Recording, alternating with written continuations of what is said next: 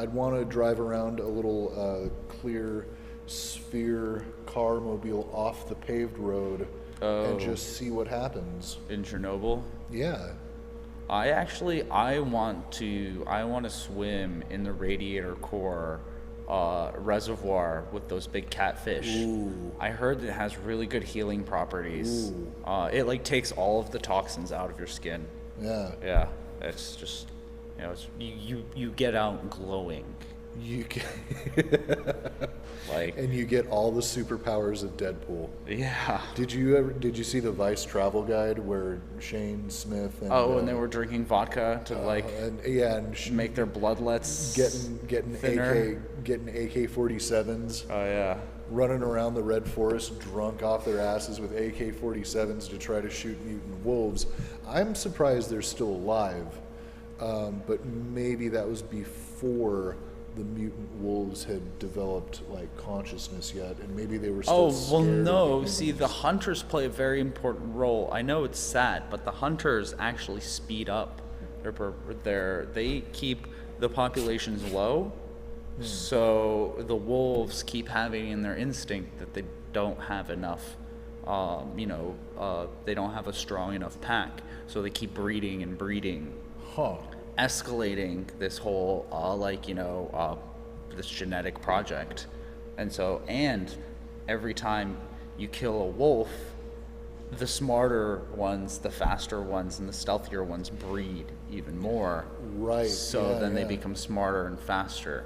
I also heard the Detroit River is a good bathing spot, a place to as true as that may be, I'm going to go with L.A. River as the greatest healing spot in the world. That would be a really great bathhouse idea. Just have different river water, and you just soak from one cesspool to another. Oh yeah. And we just advertise it that not FDA approved, but this could give you superpowers. Yeah, or I'm thinking about the Ganges River also. I know it's actually talking about dead bodies. There was a really interesting thing that I saw the other day on when Putin and Trump shook hands for the first time. Oh, really? Yeah, so they were talking to each other, and someone got a Zoom mic on them, and they actually heard Putin ask in plain English, "Trump, are these the journalists that are picking on you?" And pointed at a couple of some of the CNN, and is he was literally like a mom to her little son who just got beat up at in the high school. It's like, are these the ones that were mean to you? Mr. Trump, are these the bullies that are bullying you?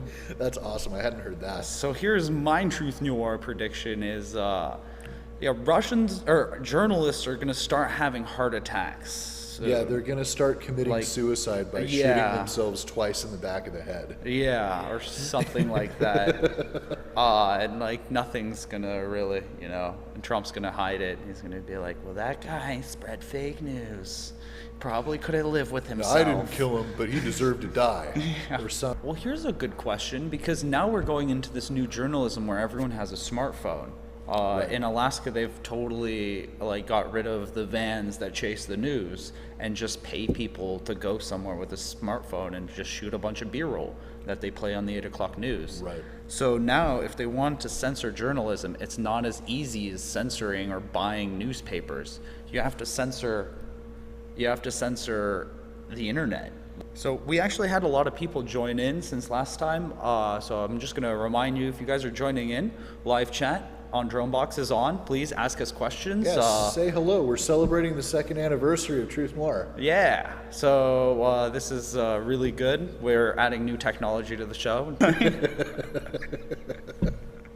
Eat what you started. Yeah, right. Well, actually, my mom, she would tell me, when I wouldn't eat my leftovers, she'd say, Nick, when you die, God will sit there at the table with you before you go to heaven. You will have to eat all of your leftovers. Oh, from the cradle to the grave. Yeah, so now if sometimes I throw some good food into the leftover, just throw it away in the garbage disposal as for that time where I'm in purgatory. so I can eat some good food Yeah, there. turnabout. Okay, all right, I have a question for you. What is the people of the area's opinion of Gorbachev? Because I grew up here watching the news and be like, oh, Gorbachev's a great guy. Sisi Masisi. Well, like by the end of it, he was incoherent. He was just so, he couldn't speak. He couldn't. Oh, really? Yeah, he couldn't really even. He was just senile, old man. Oh, just like Reagan. Yeah. Holy shit. Wow. Whoa. The parallels are endless. Well, instead of saying systematically, he would like say Sisi Masisi, which is like boobs on boobs.